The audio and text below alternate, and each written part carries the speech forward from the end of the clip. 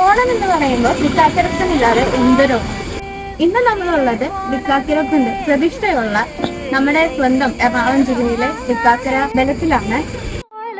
ഇന്ത്യയിൽ തന്നെ വാമന പ്രതിഷ്ഠയുള്ള ചുരുക്കം ക്ഷേത്രങ്ങളിൽ ഒന്ന് തൃക്കാക്കര അറിയപ്പെടുന്നത് തന്നെ ഈ വാമനമൂർത്തി ക്ഷേത്രത്തിന്റെ പേരിലാണ്. തൃക്കാക്കര എന്നതിന്റെ ചുരുക്കം പേരാണ് തിരുകാൽക്കര. ഭക്തപ്രഹ്ലാദന്റെ പേരമകനാണ് മഹാബലി തമ്പുരാൻ ആരാധന നടത്തിയ ശിവക്ഷേത്രമാണ് തൃക്കാക്കര ശിവക്ഷേത്രം. മഹാബലിയുടെ യാഗത്തിനിടെ വാമന രൂപത്തിലെത്തിയ മഹാവിഷ്ണു 3 അടി മണ്ണ് ചോദിച്ചു. 2 പാദങ്ങൾ കൊണ്ട് 3 ലോകവും വളർന്നെടുത്ത വാമനന് 3ാമത്തെ മണ്ണിനായി ശിരസ് നമിച്ചു മഹാബലി. ഇതിനായി രൂപമെടുത്ത മഹാവിഷ്ണുവാണ് തൃക്കാക്കരയിലെ പ്രതിഷ്ഠ. 10 ദിവസം നീണ്ടു നിൽക്കുന്ന ഉത്സവമാണ് തൃക്കാക്കരക്കാർക്ക് ഓണം. ചിങ്ങമാസത്തിൽ തൃക്കാക്കര ക്ഷേത്രത്തിൽ നടക്കുന്ന ഉത്സവം പ്രസിദ്ധമാണ്. ഒരുമയുടെ സന്ദേശം ഓർമ്മിപ്പിച്ച് ഒരു ഓണക്കാലം. മഴയിലും വെള്ളപ്പൊക്കത്തിലും തകർത്തെറിഞ്ഞു പോയ മൺപാത്ര വ്യവസായം. കളിമണ്ണിലെ ഓണത്തപ്പനെ വാർത്തെടുക്കുമ്പോൾ ഓരോരുത്തർക്കും പ്രതീക്ഷയുടെ ദിനങ്ങളാണ്. കള്ളവും ചതിയും ഇല്ലാതിരുന്ന ഒരു കാലത്തിന്റെ ഓർമ്മ